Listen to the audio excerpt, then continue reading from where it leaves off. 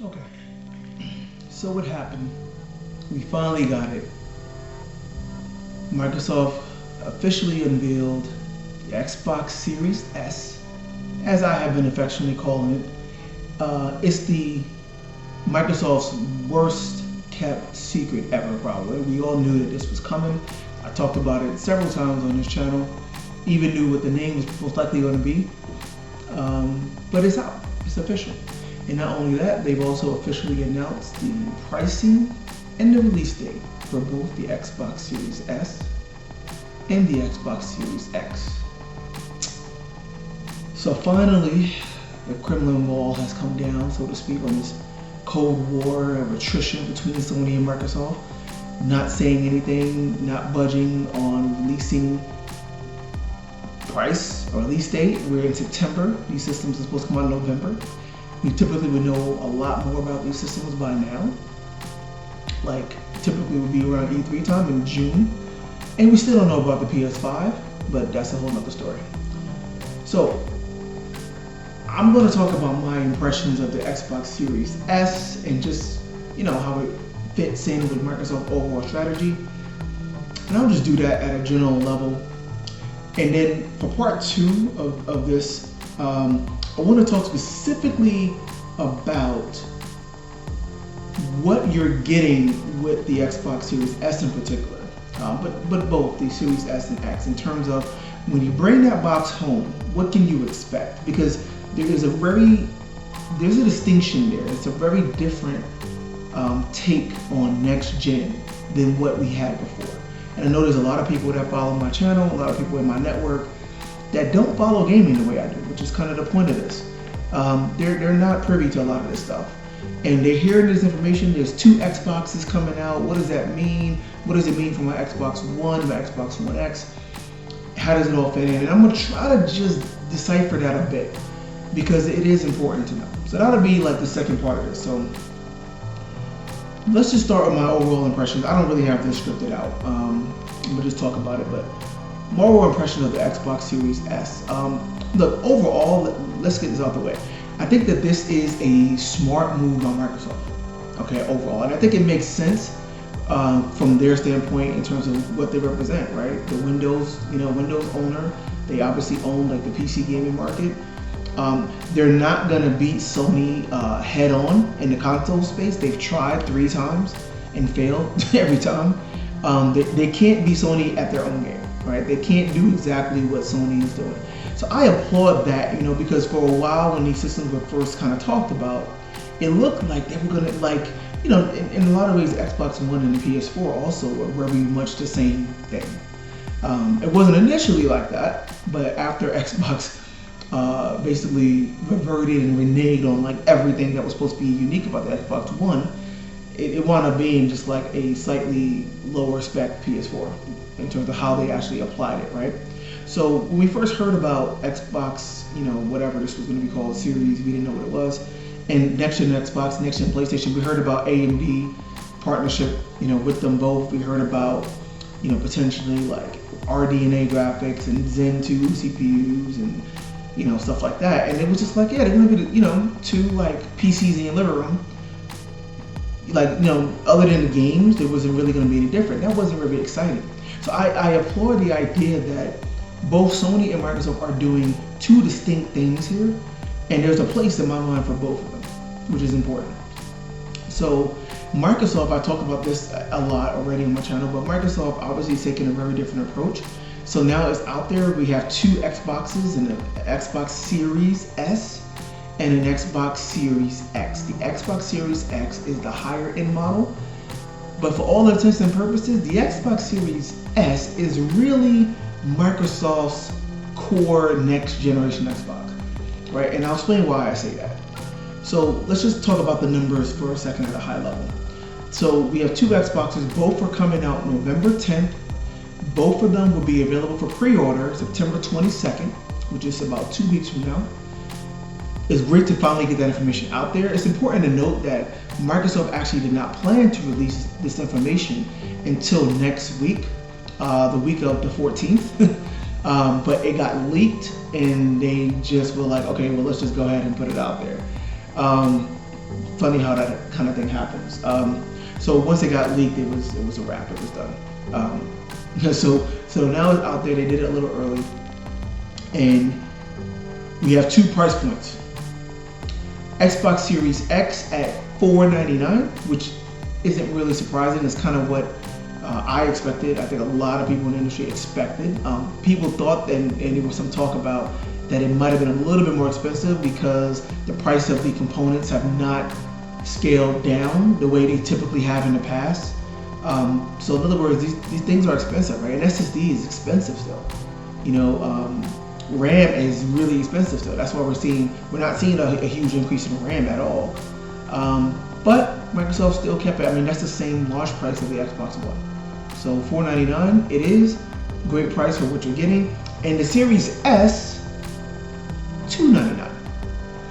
That's cool. That's big, right? So 2 different price points to appeal to 2 different markets. The Series X for the hardcore enthusiast crowd with a 4K TV. The people that already had a 1X probably, that always wants the latest and greatest. Series X is for you, $499. Not bad. For most people, you may not have a 4K TV, or you're just not really anal about graphics. You're coming from an original Xbox One S, never got a 1X, for example, don't really game on your PC, and money, and budget is an issue for you. The Series S is for you. So again, they're trying to appeal to a wider market. They want people to be able to jump in to the next generation, more people to jump into the next generation sooner. They saw that it was a very slow burn with the Xbox One because it was $499. It was pretty expensive, and that's all great. That's cool. I applaud that, and I think it will work. I think it will work to a certain extent. I think that a lot of people will benefit from it, and I think the combination of the 2 can definitely give Sony a run for its money. It depends on what Sony does for their marketing and their price, which we still don't know for the PS5 and stuff like that. But technically speaking, I think that's a cool bet to kind of give Sony a run for its money. So yeah, I mean, overall, I think this is smart for Microsoft, like I said, and it's good that they're trying to do something different in that regard. Microsoft is all about Game Pass, which is this subscription service like Netflix that gives you access to hundreds of games that you can just download, right? It's part of your subscription. You're not going to the store and paying $60 per game. You're paying $10 a month, and you're being able to access hundreds of games. It's cool, right? They talk about putting the consumer first. It's really cool. And remember, Game Pass is also available for PC. So even for someone like me that doesn't have an Xbox right now, I can still play Xbox games on my PC using Game Pass, right? So it's nothing exclusive to the actual console, right? Just keep that in mind. But it's a smart thing to have, and that's what they're all about. They want to see more people playing games across the entire family of Xbox. They don't care which system it is. They don't care if it's Xbox One or 1S or 1X or Series S or Series X or your Android phone, or your PC. They don't care. They just want you playing games on their platform. As long as you're paying them to play their games via a Game Pass subscription, or you invested in a console, or you're playing on Windows or whatever. That's good. So they're looking at that. Their metric isn't how many consoles were sold. They're looking at how many people were playing our games, right, on our services and our platforms. And that number could be a lot higher than obviously any one console number sold, right? So yeah, again, smart. I think it'll do fairly well. I think it'll do better than the Xbox One, the combination overall. And the Xbox One kind of dropped the ball in a lot of ways. And I think it will do better than that, for sure. Before I get into my personal take, though, again, let me just try to explain a little bit about what this means to have these 2 systems, okay? So, for all intents and purposes, the Xbox Series S, like I said, is really Microsoft's core next generation Xbox. And I say that because that $299 price point is obviously going to appeal to a lot more people. It's going to bring a lot more people into Game Pass and into the ecosystem, which is really what they care about. It's small, better form factor, more traditional form factor. It's more attractive in that way. It's really where they're going to put most of the marketing behind, for sure. And I expect that you're going to see a lot more Series S's sold than X. Probably 2 to 1. I wouldn't be surprised, at least. But we'll see. It'll be a lot more. That's really what Microsoft is pushing. I think that was the box they were always building. And the reason why, if you listen to them, they said it, is because, again, the cost. They realized that to really build a real next-gen system was going to be pretty expensive. And again, the Series X was not initially going to be $499. I think they probably were looking at something closer to like $599 or not, if not more. And they just sat on it, and I guess they're taking a gamble, and I think they're really pushing to try to get that to $499. But they just knew that, again, having one box, next-gen box, that was going to be $499, $599, or something crazy, that just wasn't going to be cool. That just wasn't the way forward. And that's why they started focusing more on the Xbox Series S. But then they realized that, Xbox is known for power, and people want Xbox to, have a powerful platform as well. And they know how Xbox One was kind of dinged by being inferior to the PS4, and they didn't want to have that narrative. So they really, really wanted to have like a powerful box and to be able to say we're the world's most powerful system again or something like that. But they realized that that wasn't going to really make an impact and really going to make a dent in terms of really market share and impacting Sony.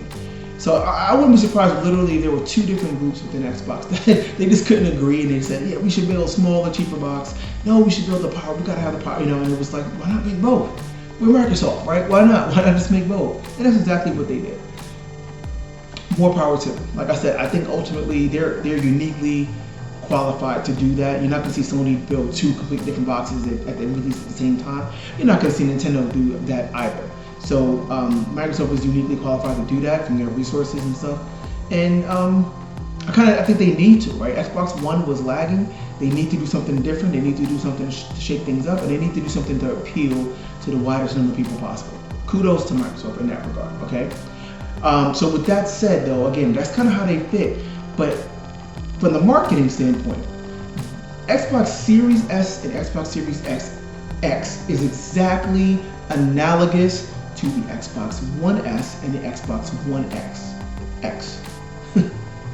Right? Meaning that, for all intents and purposes, the Xbox One X was just a resolution machine. It was basically a machine that literally just played the Xbox One games at higher resolution, approaching 4K, or hopefully being 4K. The Xbox Series X is basically the same thing. It's just going to play Xbox Series S games at a higher resolution. The target for Xbox Series X is 4K 60 frames per second. It takes a lot of horsepower to do that. Whereas the target for Xbox Series S is only 1440p, which is roughly half of 4K, in 60 frames as well. Both systems can go up to 120 frames per second, which is pretty new and pretty cool. And there's already a good number of games coming out that are going to support 120 frames if you have a TV to support it, which most people don't, but whatever. We'll get there. So that kind of is a bummer to me, because all of that power, and this is going to be part of that second video I'm going to talk about, but all of that power in Xbox Series X is for naught in terms of how they're using it. They're just using it to just upscale, not upscale, but to just display those Xbox Series S games at higher resolution. That's it, right?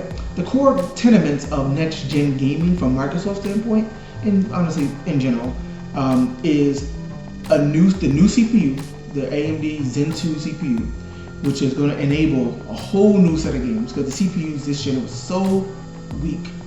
So we finally get like a nice bump in CPU that can really do some things. That's important. The second piece is the SSD drive, right? Next gen gaming is going to require an SSD drive. Play at PS5, Xbox Series, whatever, and even on your PC, you need to go SSD. That's going to happen. And that's going to enable not just faster loading, but also for designers to really fundamentally build new types of games. That's a whole other video that I probably can do to try to explain that, but there's a lot of limitations in terms of how you can build a world with the slow speed of a hard drive. So SSD is going to increase that 50 to 100x, and they're going to be able to create worlds in much more efficient ways, bigger worlds, smoother transition. You can new gameplay experiences within the worlds, etc. We're not going to see all of that happen like at launch, But that's what's going to happen over the next 5 years. We're going to start seeing a whole new paradigm of games enabled by the SSD drive for sure. So new CPU, right? New SSD, and then the third pillar is new GPU features, so new graphical features. So the amount of horsepower is one thing, but part of the baseline for next gen is RDNA 2 architecture from AMD, and that basically means you're going to be able to get things like ray tracing, real-time ray tracing. You're going to be able to do things like variable rate shading. You're going to be able to do like mesh shading and stuff like that. I'm not going to go into what those things are, but needless to say that Series S even has, you know, a GPU that is state-of-the-art in terms of supporting these new features that the older Xbox One system simply does not support. And the Series S and Series X support the same graphical features. The only difference is that the Series X has a much larger GPU. So it just has more horsepower, which is necessary to be able to output those games at 4K. So, high level, that's what it is. The only real differences is the larger GPU in the Xbox Series X, as well as the Xbox Series S has less memory. I'll talk about that and later. And so less memory, slightly slower clock speed on the CPU as well. Other than that, they're pretty much identical. And of course, it's physically way smaller. So that's good. There's a couple of problems though with this whole strategy, and I'll talk about my personal take on this. The obvious strategy, as you see me just trying to even talk about it, is it's confusing. What world? Okay, keep in mind that Microsoft has already said that there will be no games in the first 2 years that will support next gen exclusively. In other words, every game that's going to be playable on the Series S or X for the first 2 years or so will also be coming to the Xbox One. What that means is that developers have to make games for Xbox that's going to be able to support Xbox One, Xbox One S, Xbox One X, xCloud, the streaming service, Xbox Series S, and Xbox Series X, and PC. Okay?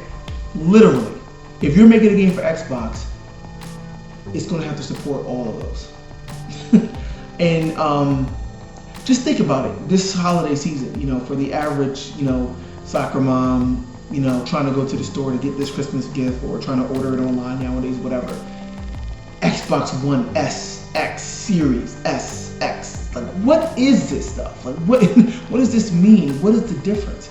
You know, nowadays everyone's ordering online, and of course, in our current, you know, situation, it's not going to be a whole lot of in-person shopping, I would imagine, not as much as we, you know, typically would. So the advantage of going in person is that you get someone to kind of hopefully break this stuff down to you. But just going online, it's just spaghetti soup, you know, and it's just going to be confusing. And it absolutely will be. There are going to be people that buy the Xbox Series S thinking it's the high-end Xbox, thinking it's the best thing that they can get. There are people that are going to be looking at the Xbox Series X and being confused about that versus the One X that they probably already have or wanted to get or whatever it is. Confusing.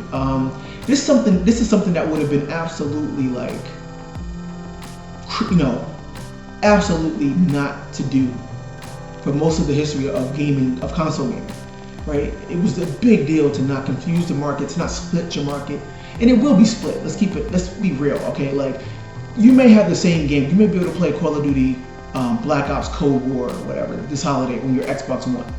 But if you're playing that game on your Xbox One, it's gonna look different and feel different on your One X. And if you're playing on the Series S or X, it's gonna look completely different. It's gonna support 120 frames. You're playing online at 120 frames against someone on the Xbox One that is struggling to hit 60. You know, you're playing on Xbox One at 900p, 720p maybe, and native 4K on, you know, on these others. I mean, it's not going to be the same exactly the same experience, right? So it is going to segment the market to an extent. This is like something that you just don't want to do in general. So it'd be interesting to see how Microsoft navigates that, but it is going to be confusing. That's one thing. The second thing is, you know, and I'm gonna go into this more into that second half of the video I mentioned, but it's not next gen in the traditional sense. Okay. Ultimately, the experience of you getting one of these boxes, Series S and Series X, and bringing it home, it's not going to feel the same sense of newness and exclusivity as it did when you first bought your Xbox 360 home, or when you first bought that PlayStation 2 home, or something like that. It's not. Why? If you follow what I'm saying and what I've been saying and throughout my channel about Xbox and their strategy, they are intentionally not trying to leave the one behind, right? And the PC as well. And again, listen to what I said. There will be no game exclusively made for the Xbox Series S or X for at least the next 2 years. So what does that mean? That means that everything is coming out for the Xbox One. That means that not just the power of the CPU and the GPU, but everything else around the system is intentionally made to be compatible and made to be familiar to people who are already gaming on the Xbox One. So what does that mean? That means that the controller is not very different. It really has no new features. It has an extra share button, which is something that the PS4 already had for the last 7 years. And some under the hood kind of tweaks to make it, less latency and stuff like that. But for all intents and purposes, it's the same controller. The same thing with the UI, right? It's the same UI. They obviously enhanced it, but it's just software. So the enhancement they made, you will see that on your Xbox One. You will see that on your PC. It's not exclusive to the series, but it's, it's just software, right? So it's, if you already are gaming on an Xbox One X especially, it's not gonna feel very different. Like literally, when you first bring that new system home, you turn it on, you're gonna see the same interface, you're gonna be using the same controller for the most part. You could use your existing Xbox One controller. The new controller is not a new series controller exclusively, it's just a new Xbox controller. That you can also use the new controller on your old Xbox One and your PC as well. So it's all the same, right? It's the same controller, the same interface. You're playing the same games that you probably already played or available on your Xbox One as well. And the only difference is it's going to look a little better and run a little faster, right, off the bat. Higher resolution, higher frame rate, but not like a whole brand new experience. Like this is like that brand new shiny when you first popped in Sonic Adventure, or you first popped in Soul Calibur on your Dreamcast, or you first popped in Tekken Tag on the PlayStation 2 like Grand Theft Auto 3 or something like that, or Gran Turismo 3 on your PS2. It's not that, right? Because you're playing a lot of the same games with a higher resolution. That's their strategy. It's the PC strategy. You play the same games. You don't break the mold. You don't break, from compatibility sake. So just keep that in mind. I'm gonna dig more into that in the second half of the video. Second half of the video, which will probably be a separate part too. But that's important to realize. So for me personally, again, I think it's smart. I'm happy that Xbox is doing something different. It doesn't appeal to me personally because I want a new experience. I want a next gen experience. I don't want to play the same games. We already did that. Wasn't that what the whole Xbox One X was for, right? We already went through that from Microsoft, right? 4K, right? So we've been playing games at 4K with the PS4 Pro and Xbox One X for the most part. What else is really different here? And again, a lot of the stuff besides the graphics and the CPU, all of this other stuff around it, I want something different, Give me a different UI, give me some new features, How big was it for the Xbox 360 when you turned on that system before even putting in the game? And you saw the blades, and you saw that, you had an avatar and a gamer score and a gamer tag, right? And you can connect with your friends, right there in the window, in the OS, so easily. And you can, play music in your game, and all of this, that was revolutionary at the time, and that's what part of what made Xbox 360 feel special, and new. It wasn't just graphics and the CPU, GPU stuff. So yeah, we will obviously see new CPU and GPU stuff, but how they're using it is honestly just kind of boring because they're going to be by and large the same experiences with the same games. Look at the lineup for the Xbox Series. Most of the stuff is updates and remakes or just updated versions of Gears 5 and Forza Horizon 4 and Gears Tactics and Destiny 2 and The Outer World and all of these games that have been out for months, for years in some cases. Just updates. Now it's at 4K 60. Okay, what do you do? People have been playing at 4K 60 already on the PC. People have been playing at 4K on the Xbox One X already. You know, like, that's not very different, you know? And I think that's part of their strategy. I don't think that they were really going to make like a full-on next-gen system. They were just trying to get more people to play on their platforms. And I just think that these systems they're new Xboxes. They're not necessarily like true next-gen Xboxes. And I say that because I will not be surprised, and you heard it here first, that these are not going to last 5 to 7 years like a typical console will. They're not. These are going to last, I would almost guarantee that within the next 3 years, we're going to see new versions of Xbox systems. You heard it here first. There will be a new, I don't know, call it Xbox Series X Alpha or something, right? I mean, it's going to be new versions that are going to have new specs. And that's their strategy. So PS5 doesn't worry them because, you know, they're going to just keep iterating, keep making stronger boxes, not in 5-7 years, probably more like in 2 to 3 years. So, but we'll see how that all plays out. It's out there now. It doesn't really appeal to me because it doesn't do enough newness. That's the short version of it. But I definitely applaud and appreciate what they're doing. I'm sure it'll appeal to a lot of you and to a lot of people. Will it be something that can take the crown from PlayStation? We shall see. But that's another part of the video. So that's it for now for this part. Go check it out. I have a link to like the video for Xbox Series S and the website. Check it out and see what you think. But just understand, you know, this is different than any generation of Xbox I've had before. So let's keep that in mind. Until next time, appreciate you. Like, subscribe, comment, please, to the channel. Thanks. Talk to you soon.